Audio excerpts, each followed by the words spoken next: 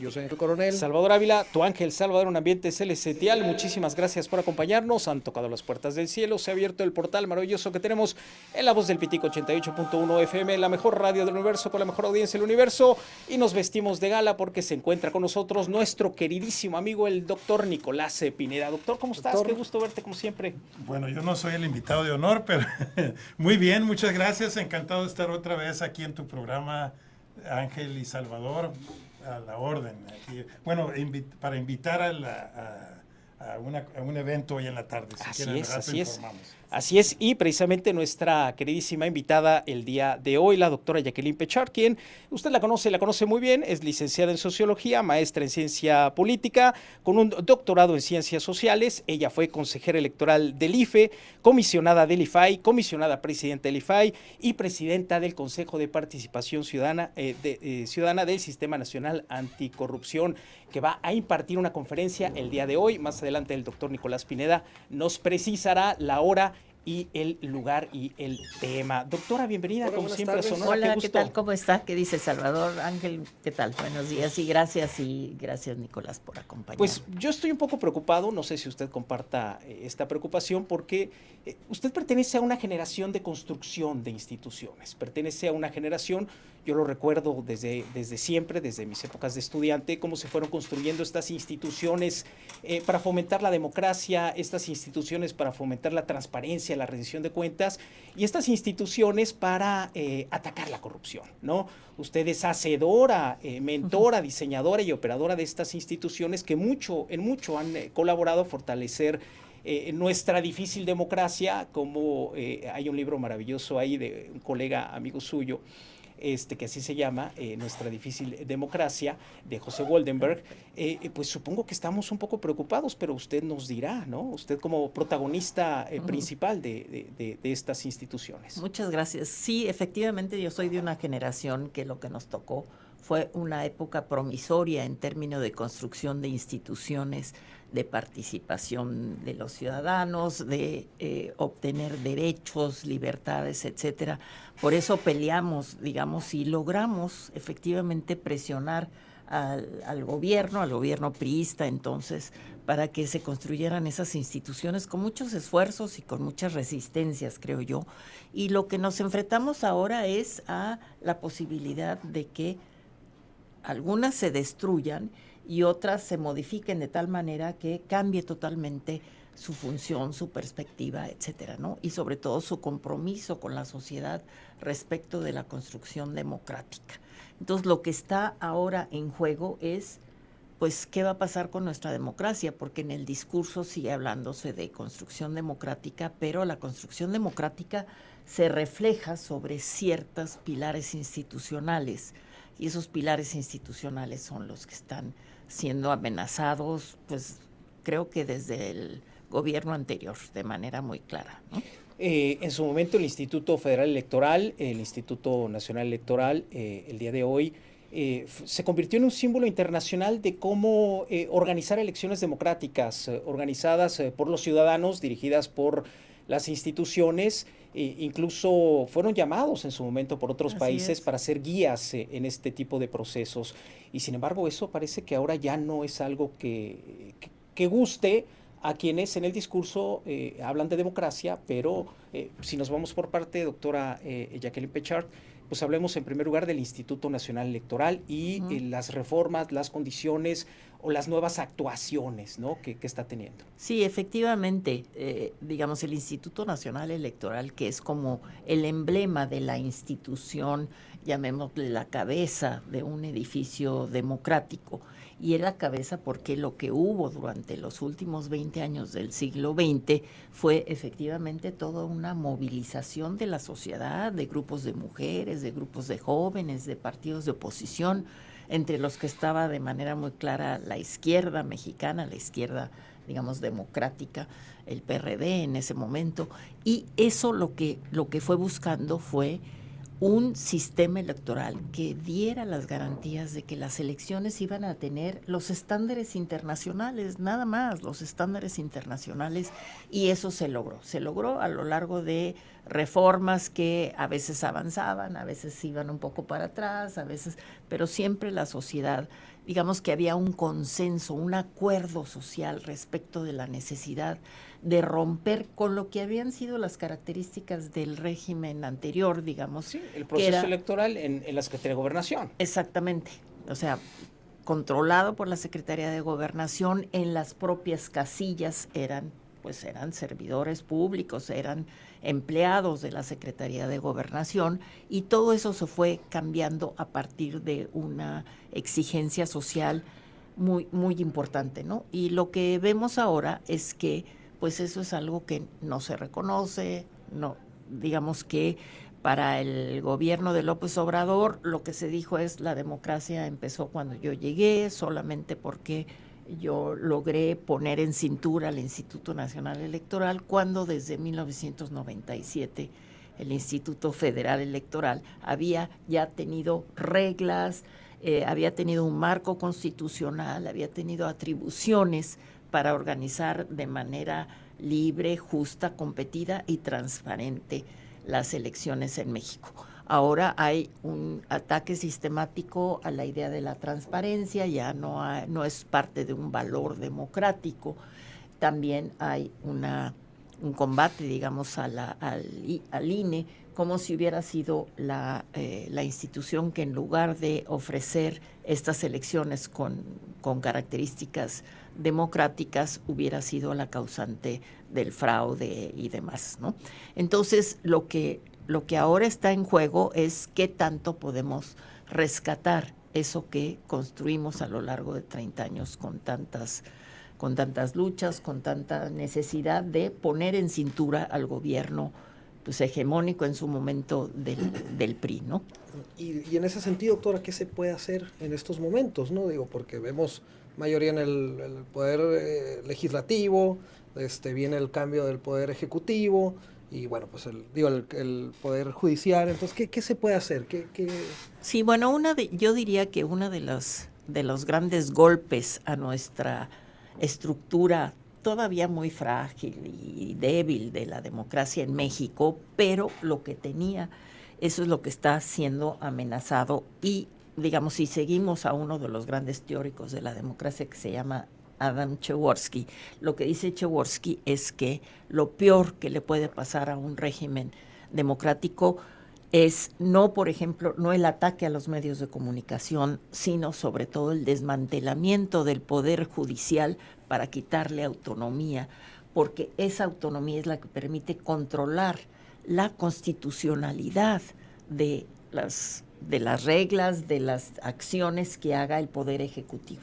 Si tenemos un poder judicial que no es independiente, que depende del poder ejecutivo, entonces perdemos esa parte fundamental. Entonces yo diría que lo que ahora hay que hacer es ver de qué manera podemos nosotros, yo creo que rescatar la idea de la necesidad de defender a la democracia y que todos entendamos qué estamos defendiendo con defender a la democracia, porque a veces no se entiende. Porque cuando pasamos a ese proceso de democratización para tener en primer lugar elecciones limpias y competidas, pues lo que se estaba esperando es que con la democracia iba a mejorar la justicia social, que iba a mejorar la justicia en general para todos los mexicanos, que iba a mejorar el ingreso de los mexicanos. Es decir, la democracia parecía como la solución para todos nuestros problemas sociales, y pues lo que nos quedó a deber la democracia, aunque creo que no debe de estar asociada necesariamente a la democracia, sino a los programas de gobierno de los gobiernos surgidos de elecciones democráticas, fue efectivamente que ni se redujo la desigualdad, ni se lograron mejor justicia en México, ni tampoco tenemos, por ejemplo, menos corrupción, ni tampoco tenemos algo que es un mal para nuestra sociedad ahora, que es la violencia y la inseguridad, ¿no? Entonces tenemos más problemas sociales con un régimen democrático, es decir, surgido de elecciones democráticas. Entonces creo que lo que hay que hacer es rescatar a los actores que fueron claves en la demanda y en el reclamo democrático. ¿Quiénes fueron los actores del reclamo democrático? pues, las organizaciones de la sociedad civil, la academia, los medios de comunicación fueron claves, periodistas que estuvieron ahí luchando, movimientos de mujeres, es decir, incipientes, porque ahora los movimientos de mujeres son mucho más potentes, pero lo que sí se veía en esos años, al inicio de los 80, era esta confluencia de distintas partes de la sociedad demandando gobiernos que fueran gobiernos que rindieran cuentas, gobiernos que se apegaran a la norma como uno de los requisitos indispensables para que no sea un gobierno arbitrario. La democracia, la institución electoral nos lleva con procesos sumamente exitosos, incluso el tan señalado de Calderón, ¿no? con Carlos Ugalde al frente, que narra en sus memorias cómo tuvo que salir escondido en su camioneta por temor a ser linchado, pero ha llevado a procesos exitosos, tan exitosos como el haber llevado al presidente López Obrador a la silla presidencial y ahora la ratificación de esta cuarta transformación a través del voto, a través de esta institución electoral con la doctora Claudia Sheinbaum. Entonces, la ciudadanía, ¿qué pasó con la ciudadanía que al parecer vota utilizando los mecanismos eficientes de estas instituciones ahora en riesgo contra, al parecer, una manera de ver o de pensar el país que no está de acuerdo con esas instituciones que lo llevaron al poder? Efectivamente. Bueno, creo que esto es lo que se llama la gran paradoja mexicana. La paradoja mexicana es que teniendo reglas, instituciones para tener procesos electorales confiables que llevaran a la alternancia, ¿no? Primero ganó el PRI, luego ganó el PAN, luego volvió a ganar el PRI, luego ganó la izquierda, ¿no? O esta definición de izquierda que deja mucho que desear, pero en todo caso viene de una tradición de izquierda. Y esos procesos electorales, cuando se ve cuál es la confianza de la gente con las instituciones, lo que vemos es que no es tan fuerte la confianza. Y la confianza subía hacia el Instituto Nacional Electoral después de las elecciones. Es cuando había elecciones que se veían que sí se apegaban a la ley, que efectivamente permitían que ganara hoy uno y mañana otro, pues entonces la gente decía, sí, confío. Pero pasaba el tiempo y lo que hay es una especie de desconfianza generalizada hacia las instituciones. Eso nos viene como parte, digamos, de una historia de malas experiencias con instituciones que en lugar de servir a la ciudadanía, pues servían a los intereses efectivamente de los gobernantes, ¿no? Y ahora, entonces esa es la paradoja. Sí hay elecciones y no se confía. Y en esta paradoja, que quizá me hace recordar un poco al logro filantrópico latinoamericano, sí, ¿no? Donde la ciudadanía lleva a su golpeador, a su agresor al poder.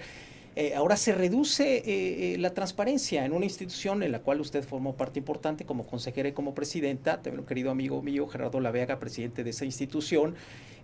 Bueno, pues ahora también en riesgo esta transparencia que llegó, por ejemplo, al tema de la Casa Blanca, ¿no? Con Enrique Peña Nieto, que llegó a transparentar muchos procesos que estaban ocultos, que no se sabían, que han servido para regresar un poco justicia social, pero pues, al parecer a esta nueva izquierda pues tampoco le es satisfactorio. Yo creo que el tema de la transparencia es un tema que en general incomoda a los gobernantes. No les gusta que los exhiban, no les gusta que les exijan que den cuentas de cómo se gasta el dinero público, que eso es lo más importante, ¿no? Es decir, lo que vimos en el gobierno de López Obrador fue cómo se escondían bajo el ropaje, digamos, de seguridad nacional, ¿sí?, las grandes obras insigne del gobierno de López Obrador, ¿no? Así es. Es decir, a la fecha se ha reservado la información sobre el Tren Maya, sobre los gastos y los presupuestos del Tren Maya, diciendo que son datos confidenciales y que no se van a abrir nunca, ya no solamente de seguridad nacional. Entonces hay una incomodidad frente a la transparencia, pero la transparencia sí ha sido una herramienta de los ciudadanos y de los, digamos, investigadores, de organizaciones, de la prensa, ¿no?, que llevaron a identificar actos de corrupción como, no solamente como la Casa Blanca, sino como la estafa maestra, ¿no?, que fueron tantos miles de millones, 7,000 millones de pesos que no se supieron a dónde fueron, porque fueron a un hoyo negro, a empresas fantasma, etcétera. Y esto la investigación de organizaciones de la sociedad civil y de periodistas lo que permitió fue identificar qué era lo que pasaba, ¿no?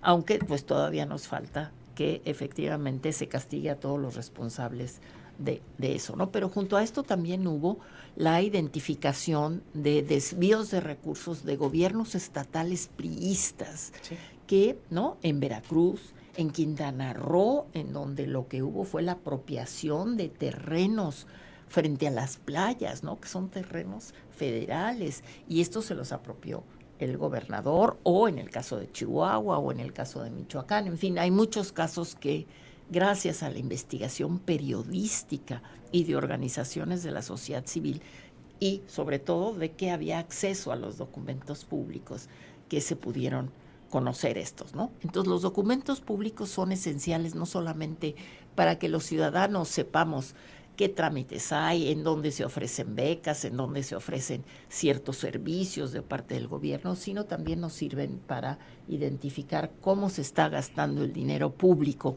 y si se está gastando bien o no, y qué es lo que se logra, cuáles son los resultados de las inversiones públicas en términos de beneficio social, ¿no? Porque para eso son las inversiones públicas, ¿no? Entonces, querer quitar esto es, pues sí, regresarnos a una época de ocultamiento, de oscurantismo, de no rendición de cuentas, y pues eso sí es muy grave, ¿no? Entonces yo creo que, pues sí, los periodistas, la sociedad es la que tiene que reaccionar de manera clara y de manera asociativa.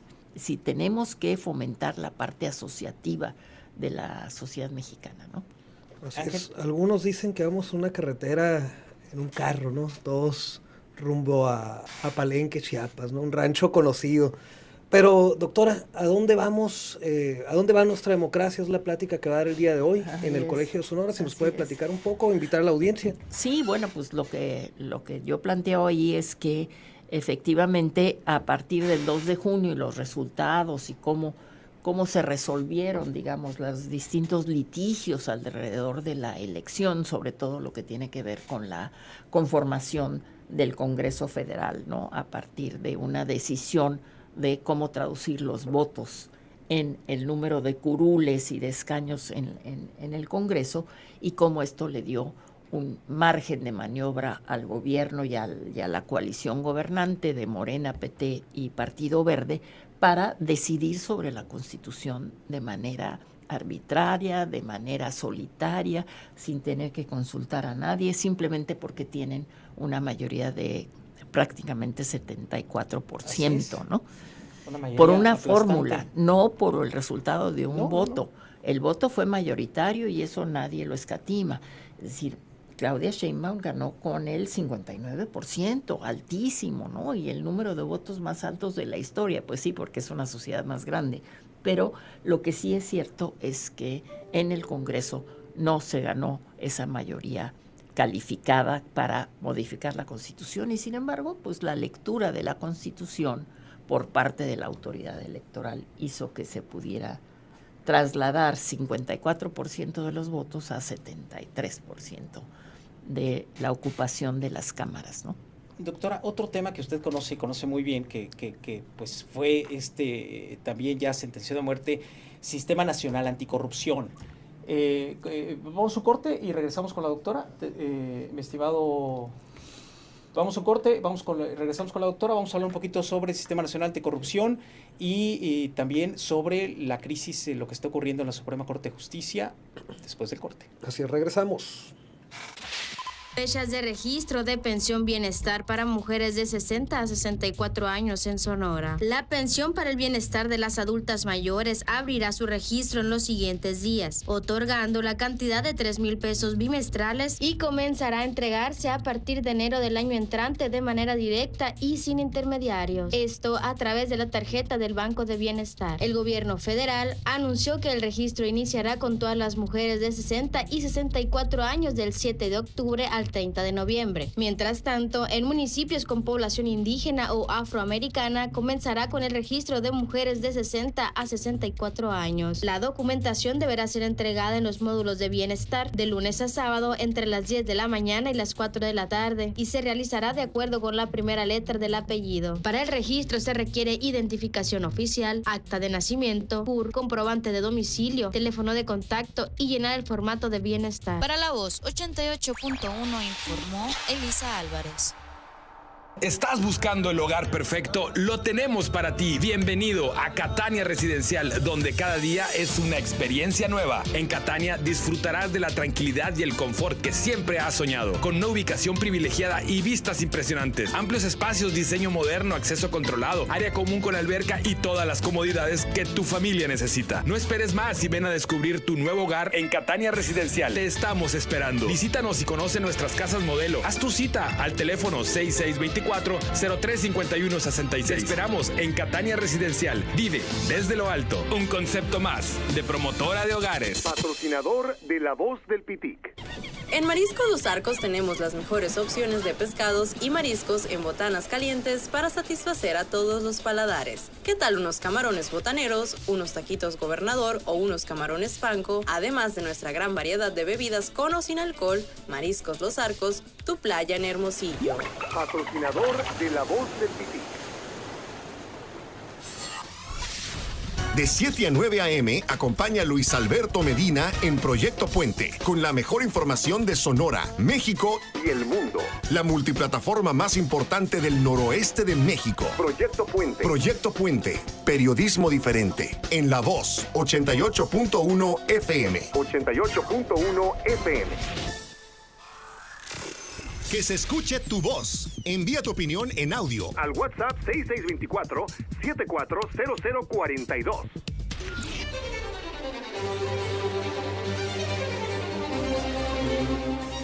Listo, estamos de regreso, 1 de la tarde, 12, 1 de la tarde, 12 con 34 minutos aquí en La Voz del Pitic, 88.1. ¿Hay otra? Caita. No hay. No existe. Yo soy Ángel Coronel. Salvador Ávila, tu ángel, salva un ambiente celestial. Caita es no hay. No en hay, Yaqui. existe en Yaqui.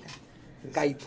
Caita, no existe. Cuando estaba el bloqueo en Bicam, los yaquis se oponían al paso de un gasoducto, que estaba esa crisis, se pusieron a pedir, a botear los yaquis, ¿no? En una manifestación de protesta por la defensa de sus territorios, y Ángel, que es un joven muy inteligente, muy listo, cuando le pedían dinero, él decía, Caita. Caita Tommy. Caita Tommy, no hay dinero. No hay dinero. Entonces lo dejaban pasar. Lo dejaban pasar. ¿No? Doctora Jacqueline, el Sistema Nacional Anticorrupción surge de las organizaciones de la sociedad civil, Mexicanos contra la Corrupción, Mexicanos Primero, Bojorquez, Jorge Bojorquez, si no mal recuerdo. Eduardo Bojorquez. De Transparencia Mexicana. Grandes activistas, diseñan, impulsan lo que se consideró podía ser la vacuna contra la corrupción, el Sistema Nacional Anticorrupción, donde ponen al centro al ciudadano, ¿no? En el Consejo de Participación Ciudadana.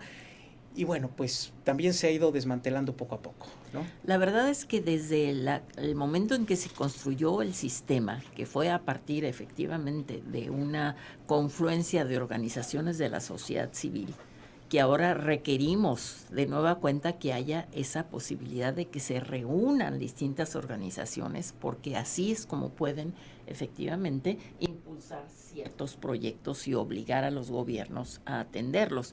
Eso fue lo que permitió que se estableciera una ley de responsabilidad pública que efectivamente fuera como parte de la base del Sistema Nacional Anticorrupción, y que el Sistema Nacional Anticorrupción lo que planteó por parte de las organizaciones de la sociedad civil era que no hubiera una gran agencia del gobierno que combatiera la corrupción, una sola que investigara, una sola que identificara los casos de corrupción, que sancionara los casos de corrupción, que hiciera la restitución de los recursos que se habían desviado, sino que fueran distintas entidades que ya existían, ¿no? Es decir, tanto el INAI, que abre la información, como la Secretaría de la Función Pública, que hace toda la investigación sobre irregularidades en materia administrativa, el Tribunal de Justicia Administrativa, que es el que sanciona esas esas irregularidades, la Fiscalía Anticorrupción, el Poder Judicial a través del Consejo de la Judicatura Federal, que ahora pues va a desaparecer. También. Entonces, todas estas con sus distintas atribuciones, lo que iban a hacer era desarrollar, sin tener que crear ninguna otra instancia, digamos, sino utilizando sus atribuciones para lograr enfrentar el tema de la corrupción, no solamente en sus consecuencias, es decir, a partir de cómo se expresa, sino en sus causas. Esa fue fue la respuesta de la sociedad civil frente a lo que Peña Nieto presentaba como propuesta, que era una gran agencia nacional anticorrupción. Bueno, pues ahora lo que estamos viendo es que, bueno, el propio Peña Nieto, pues, tuvo que dejar pasar el sistema, tuvo que dejar pasar la acción de los ciudadanos y reconocer el sistema, pero siempre fue una organización que el gobierno se resistió, sí. No se nombró al fiscal anticorrupción, sino hasta la siguiente administración. No estaba el fiscal general de la República nombrado, no estaban los fiscales, bueno, no los fiscales, los magistrados del Tribunal de Justicia Administrativa, es decir, dejó sin nombramientos como una manera de hacer inoperante a las instituciones. Y pues eso lo copió López Obrador. López Obrador ha dejado sin relevo, por ejemplo, en el INAI. Entonces el INAI estuvo 4 meses sin poder actuar porque no tiene la cantidad si necesita 5 comisionados para poder funcionar, y lo mismo pasó con el IFT y lo mismo ha pasado con el Tribunal Electoral. Entonces la manera como se ha debilitado a las instituciones es pues no nombrándoles a sus integrantes para que efectivamente puedan operar. Aquí en Sonora está Céfala, la Fiscalía Anticorrupción, por ejemplo. ¿No? Entonces ahí es donde usted ve que efectivamente esa ha sido una fórmula para debilitar, pero que no viene solamente del gobierno de López Obrador, sino que viene desde antes. Sí. Hay una resistencia a combatir la corrupción, pues porque en buena medida se han beneficiado los propios gobiernos, ¿no? Y anuncia Claudia Sheinbaum la Secretaría Anticorrupción. La Secretaría. O sea, quizá vuelve al esquema de esa agencia de Peña Nieto. Así es, vuelve a eso y pues vamos a ver, porque las experiencias internacionales no son buenas cuando hay un gran zar anticorrupción, ¿no? Salvo que sea un sistema, por ejemplo en Singapur, que sea un sistema muy autoritario, muy fuertemente vertical, y entonces pues ahí más o menos ha funcionado, porque los castigos a los corruptos son, ya sabemos qué tipo de castigos, ¿no? Les cortan un brazo. En la democracia hay pocas certezas, en los gobiernos y regímenes autoritarios hay más certezas derivadas del exceso, ¿no? de poder. Exacto, del exceso de poder. Bueno, y tenemos otra crisis, ayer todavía muy importante, con la votación en el Consejo, en la Suprema Corte de Justicia, donde se pretende revisar esta reforma al Poder Judicial, y desde el interior del Congreso 2 ministras, una en particular, señala un golpe de Estado. El presidente del Senado, Noroña, también lo señala prácticamente, me parece un abuso del uso del lenguaje, señalar un golpe de Estado, pero evidentemente tenemos una profunda crisis, un enfrentamiento grande entre el Poder Ejecutivo y el Poder Judicial. Efectivamente, y ese enfrentamiento tiene que ver con una defensa del Poder Judicial de su independencia frente al Ejecutivo, porque esa es la manera. Si no tiene esa independencia, no puede controlar al Ejecutivo, y eso es parte al Ejecutivo y al Legislativo, es decir, con todas las reformas que han intentado hacer, por ejemplo, la reforma eléctrica, la reforma entonces a la Guardia Nacional. Bueno, esas fueron las intenciones de hacer reforma electoral. Bueno, pues todas estas fueron impugnadas ante la Suprema Corte, y la Suprema Corte dictaminó que eran contrarias a la Constitución, y entonces las canceló, ¿no? Entonces, todo esto de lo que habla es que efectivamente el Poder Judicial, y concretamente la Suprema Corte, estaba haciendo su función, pero al gobierno pues le estaba tirando proyectos que eran proyectos que pues no cumplían con la Constitución. Hoy que tienen la supermayoría, pues pueden hacer con la Constitución prácticamente cualquier cosa, ¿no? Entonces, como Maduro declarar la Navidad en octubre, ¿no? ¿no?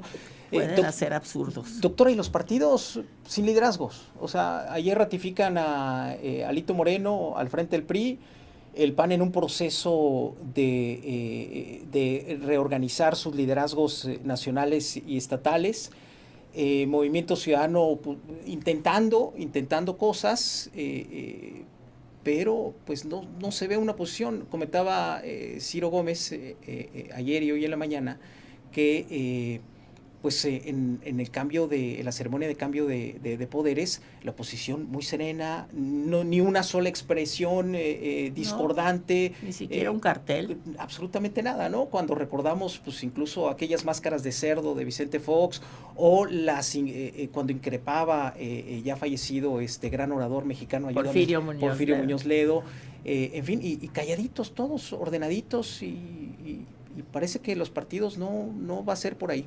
Pues ese es un reto que tenemos, porque efectivamente carecemos de partidos de oposición, es decir, no solamente que han perdido su posibilidad de ganar votos, sino que sobre todo han perdido su calidad moral, ¿no? Es decir, lo que tienen es un enorme desprestigio, un descrédito frente a la sociedad, y el que parecía ahí rescatar algo que fue el Movimiento Ciudadano con la candidatura de Álvarez Maínez, pues lo que vemos es que Movimiento Ciudadano está prácticamente callado en todo el debate sobre la sobrerepresentación de Morena.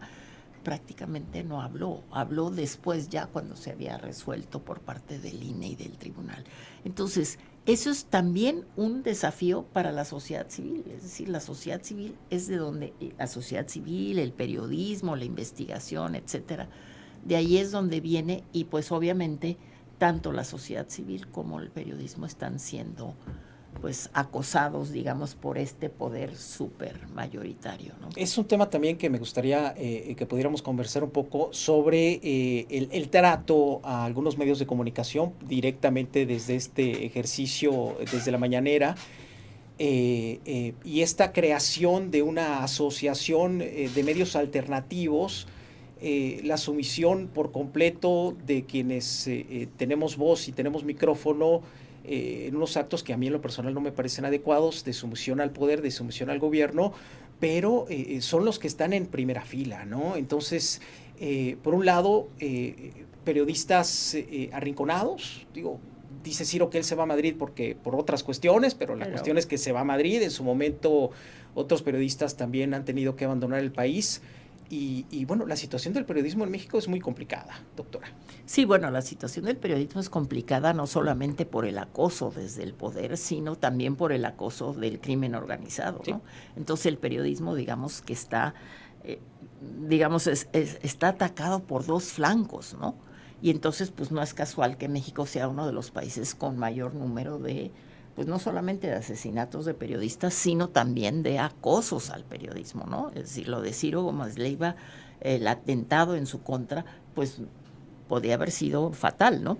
Entonces, sí, todo esto de lo que habla es de que el régimen está perdiendo su principio de libertad de expresión, que es un principio básico dentro de la democracia. La democracia no solamente es emitir un voto de manera libre y a partir de candidatos que se puedan conocer, sino que implica que haya libertades, implica que haya derechos, implica que haya posibilidad de conocer quiénes son nuestros candidatos, qué es lo que proponen, etcétera, ¿no? De dónde vienen, cuál ha sido su trayectoria, y para todo eso necesitamos que haya información pública.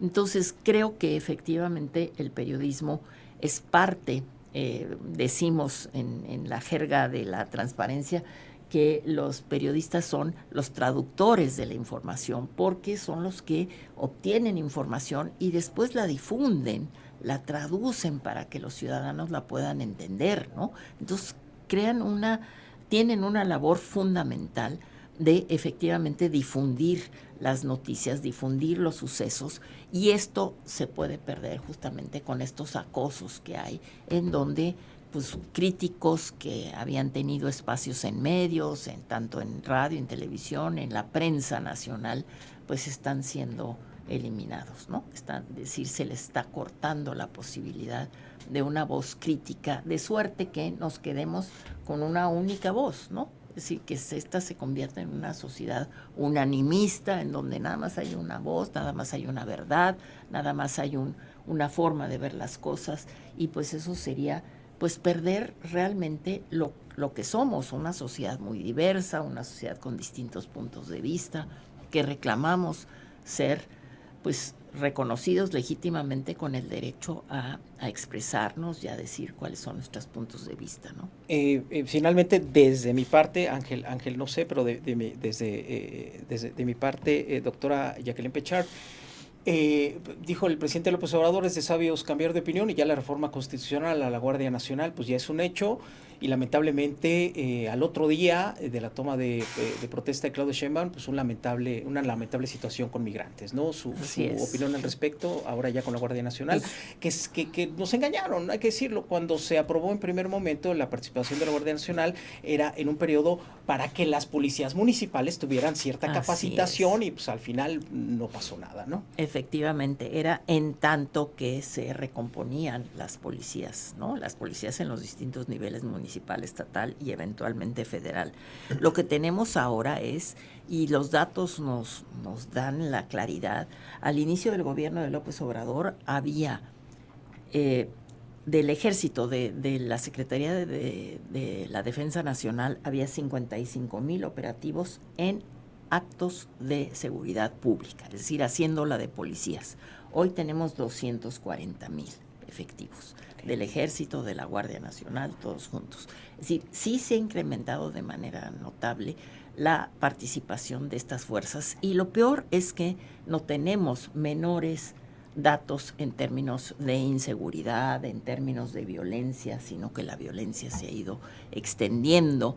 Hay, digamos, realmente áreas en la República Mexicana que están prácticamente copadas por el crimen, ¿no? Sinaloa en este momento, Sinaloa, por ejemplo, Michoacán, yo soy originario de Michoacán, y entiendo y sé algunos puntos en Guanajuato, algunos Chiapas. puntos, Guerrero, pues sí, ¿no? Oaxaca. Tenemos que ir a un corte, tenemos tiempo de volver con la doctora y con Nicolás para que nos haga ya la invitación formal, porque la conversación está muy buena. Y se va a poder seguir en el colegio de Sonora. Pero ahorita nos va a comentar el doctor Pineda. Vámonos un corte, regresamos. Yo soy Ángel Coronel. Salvador Ávila, tu ángel Salvador en un ambiente celestial. Volvemos. La Voz 88.1. Tu santuario rodeado de tranquilidad. Conoce las últimas unidades de nuestra Lincoln Corsair 2023. Adquiere la tuya y aprovecha el exclusivo bono de 300,000 pesos. Visítanos en Boulevard Luis Donaldo Colosio y Paseo de las Quintas. Residencial Santa Fe, Lincoln, Hermosillo.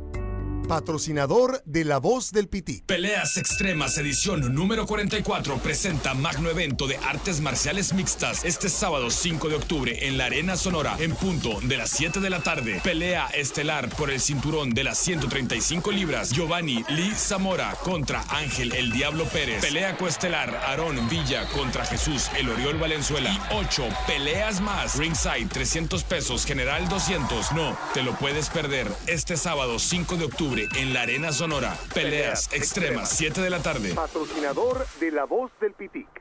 En Smart Chef Boutique encontrarás quesos finos, jamones serranos, chorizos españoles, aceites infusionados, trufa, caviar. Además de una gran variedad de proteínas premium de res, aves, puerco y pescado. Conócenos, el lugar más delicioso de Hermosillo. Somos Smart Chef Boutique. Estamos en Calzada San Bernardino, número 94, en Colonia Casa Grande, a unos metros antes de la entrada al Club de Golf Los Lagos. Nuestro WhatsApp 662-233-5865. Visita nuestro portal www.smartchef.com.mx. Nuestro horario de atención es de lunes a sábado de 10 a 9 y domingos de 10 a 5. Smart Chef, cocina fácil, come delicioso. Come delicioso. Patrocinador de La Voz del Pitic.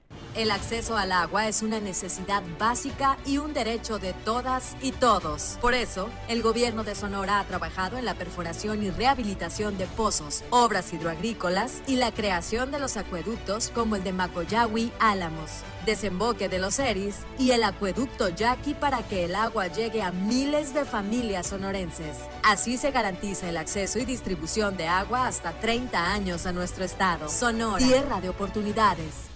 Hola, mi nombre es Angélica y soy mariscólica. Llevo 2 días sin poder dejar de comer esos deliciosos platillos de camarón. Es que el cóctel está... Los camarones empanizados en aguachile, las brochetas, camarones suizos, el corral, al mojo de ajo, rancheros, todo está irresistible. Lo mejor está en Restaurante El Corral. Esto es lo que hemos provocado, porque fuimos, somos y seremos los mejores en mariscos. Restaurante El Corral, Puebla número 43, entre Garmendia y Yáñez. Visítanos. Patrocinador de La Voz del Pitic. Estas son las voces de tu soundtrack. Escúchalos aquí. Súbete al viaje en La Voz 88.1.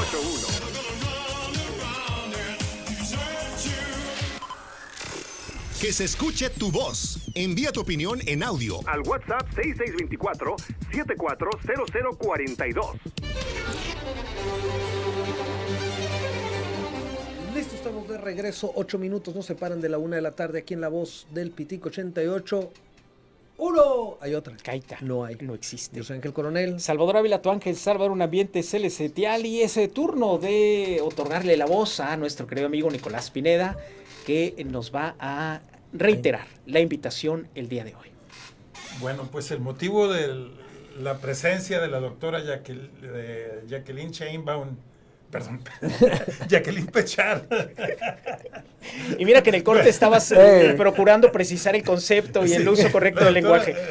Jacqueline Pechard, aquí es que va a impartir una conferencia en el Colegio de Sonora hoy en la tarde. La doctora Jacqueline Pechard es miembro activo o de número principal del Seminario de Cultura Mexicana. Y bueno, este es un evento auspiciado por el Seminario de Cultura Mexicana, por la Universidad de Sonora y por el Colegio de Sonora. La conferencia es en el Colegio de Sonora, en un edificio que llamamos edificio de posgrado, que está en un callejoncito así muy decorado que se llama el Callejón Ayón. Está junto al estacionamiento del Colegio de Sonora. La cita es a las 7 de la tarde, ¿no? Como saben muy bien, la mayoría de los hermosillenses, es un área de bombardeo que parece Líbano allí alrededor del Colegio de Sonora, porque están todas las calles destrozadas. El acceso al estacionamiento del Colegio de Sonora es por la calle Chihuahua.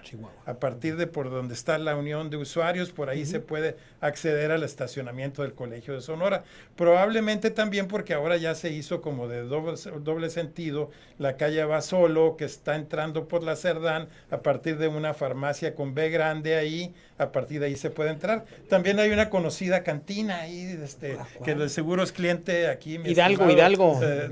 Bueno, el edificio está atrás de la claro, barra es que Hidalgo, hay dos, está la una barra cantina y está Gandarita. Con la G. Sí, Eso es con la G. Bueno, la verdad es que parte de la cultura dicen que han comida hermosillense. No, la verdad es que hay un recorrido. Nacho Lagarda tiene un recorrido. Enseguida el Gandarita está el estacionamiento del colegio. Sí, no. Es parte de la cultura nacional. Los bares, las cantinas, es parte de la historia y de la idiosincrasia también del sonorense. Y esta en particular tiene mucha historia aquí en Hermosillo. Sí, pues es de las más antiguas de Hermosillo. Así es. Creo que no. Pero entonces la cita es a las 7 de la tarde.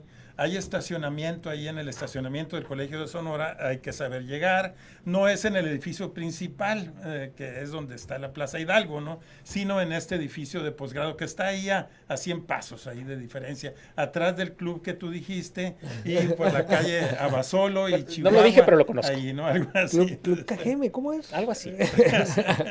¿No? Obregón. Hablando del indio Cajeme.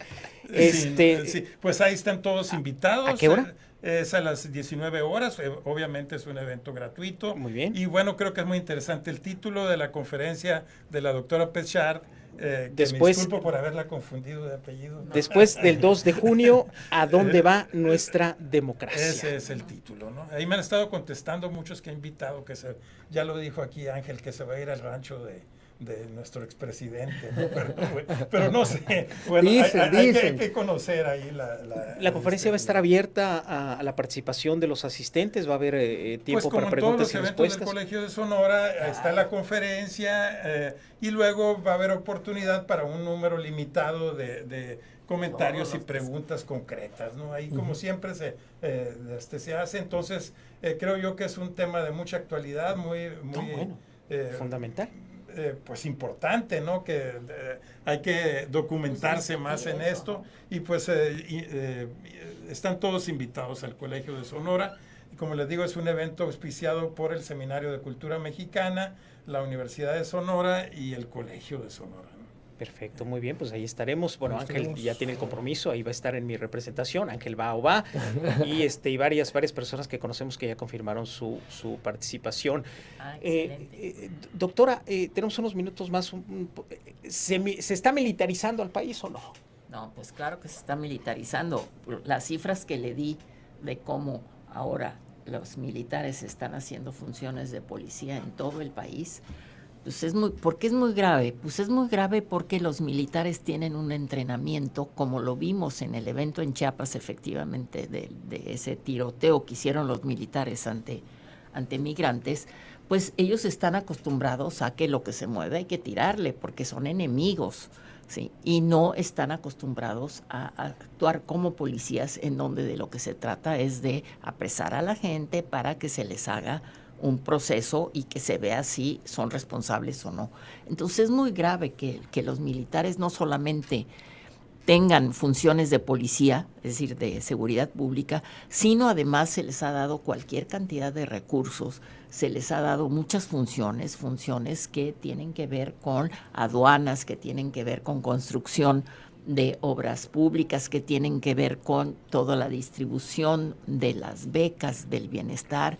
Es decir, los militares han ido cooptando parte de las funciones gubernamentales que eran parte de las funciones civiles del gobierno. Entonces, aunque efectivamente la jefa de las Fuerzas Armadas sea civil, pues todo lo demás, toda la actuación de los militares es de entrenamiento militar.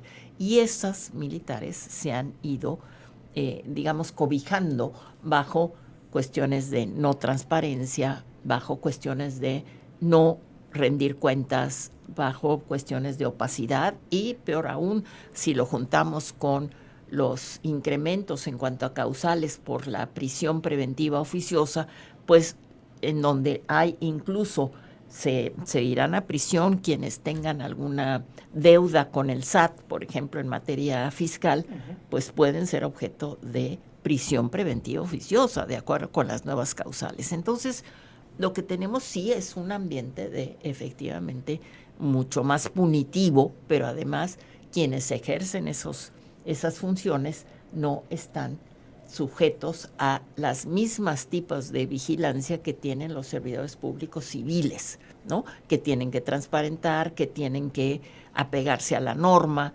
Bueno, pues los militares van a tener, y la Guardia Nacional, los militares ya tienen, pero la Guardia Nacional va a tener fuero militar, ¿no?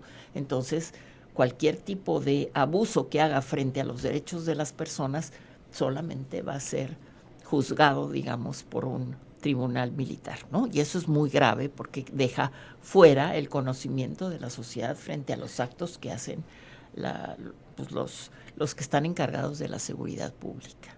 Ángel. Hablando un poco en broma y muy en serio, lo hemos comentado aquí en el programa, parte de nuestra esencia de hacer bromas y hacer bromas en serio, es como los Simpson, ¿no? Que el jefe Gorgory presenta un caballo con cara de conejo, orejas de conejo, cuerpo de conejo y cola de conejo, ¿no? Pero es un caballo. Entonces, creo que es un poco el símil a lo que está sucediendo, ¿no?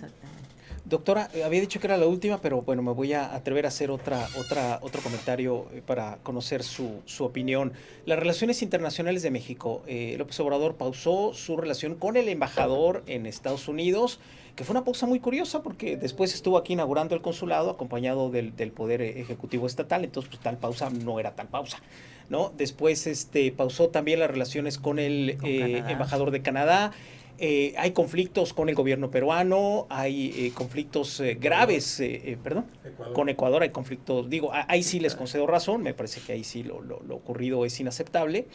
Y también está que parece, no sé, algo que está despertando sentimientos muy lamentables de la extrema derecha en España, también de algunas personas aquí en México, este enfrentamiento con la corona de España, pero tampoco se puede deslindar la corona del gobierno de España. ¿Cuál sería su reflexión en ese sentido? Sí, yo creo que ha sido totalmente innecesario y creo que llega a rayar en cuestiones absurdas, ¿no? Es decir, que se condicione, por ejemplo, el invitar al rey de España, que es el representante del Estado español, a no invitarlo a la ceremonia, pues es algo que realmente es totalmente innecesario, ¿no? Generar un ambiente de conflicto. Pero lo que ha pasado con Estados Unidos también, ¿no? Es decir, todas estas reservas que ha dicho en el discurso dijo en el discurso el expresidente López Obrador respecto de que no está de acuerdo, respecto de una serie de cosas frente al gobierno norteamericano, ¿no? Y que en lugar de efectivamente pues todo llevarlo por la vía diplomática, y la vía diplomática es la vía de la discusión, la vía del sentarse en la mesa, ¿no? Y no de enfrentarse verbalmente, cuando en la práctica lo que hemos visto en muchas ocasiones es una subordinación del gobierno mexicano a ciertos dictados, ¿no? Por ejemplo, respecto de la migración. ¿Control? Con un control frente de Estados Unidos, ¿no? Entonces, hay ese control en la práctica, pero el discurso es un discurso muy, digamos, como muy nacionalista o muy de defensa de la soberanía, cuando son cosas que no tienen que ver con la defensa de la soberanía, sino simplemente con opiniones del gobierno, ¿no? Entonces, hay una mal ambiente, digamos, en términos de política exterior, de política internacional, y creo que las alianzas que hizo el gobierno de López Obrador con ciertos gobiernos como Nicaragua, Venezuela, etcétera, pues Cuba, claro, de manera muy fuerte, pues todo esto habla de que efectivamente no hay una definición clara de política exterior en donde haya defensa de principios y valores que son valores clásicos, digamos, de defensa de los derechos y las libertades de las personas. Quizás con Juan Ramón de la Fuente haya una posibilidad, quizá, ¿no? De un académico muy importante, con una persona, una trayectoria impecable, quizá con él haya alguna posibilidad de recomponer esta relación internacional. Bueno, uno pensaría que sí, pero pues el titular de la Secretaría de Relaciones Exteriores no actúa por su cuenta, ¿no? Sino que pues, es alguien que es el operador, digamos, en materia de relaciones internacionales del gobierno. Entonces va a ser la disposición que tenga la presidenta Sheinbaum en esto, ¿no? Ahora, creo que ella ha dado señales de que va a cambiar la cosa, porque ella sí va a ser un actor fundamental en los ámbitos, digamos, de cumbres internacionales, y eso que sí espera ella actuar, y eso va a marcar una diferencia respecto de López Obrador. Pero tendremos que ver si se trata igual a gobiernos con los que se sienten más identificados, como el gobierno de Maduro, o como el gobierno de Daniel Ortega, o como el gobierno de Pérez Danel, pues entonces nosotros digamos, bueno, pues debe haber las mismas relaciones con gobiernos claramente de ejercicio democrático, ¿no? Y esto es lo que no hay, ¿no? Doctora Jacqueline Pechard, pues ha sido privilegio entablar esta conversación con usted. Muchísimas gracias. Al contrario, gracias a usted, Salvador. Ángel, gracias, encantada de estar con ustedes. Doctor Nicolás, gracias. Gracias. Encantado de estar aquí con ustedes y respirar este ambiente celestial. ¿No? Ya sabes, ya sale usted ungido. Gracias. Ya espero que las aguas del Jordán me protejan. Así será. Muchas gracias. Gracias, Ángel. Gracias. De todo mal. De toda represalia, aquí se diga, ¿no? Vámonos un corte, ahorita regresamos. Yo soy Ángel Coronel. Salvador Ávila, tu Ángel Salvador, un ambiente celestial y pro democracia. Volvemos.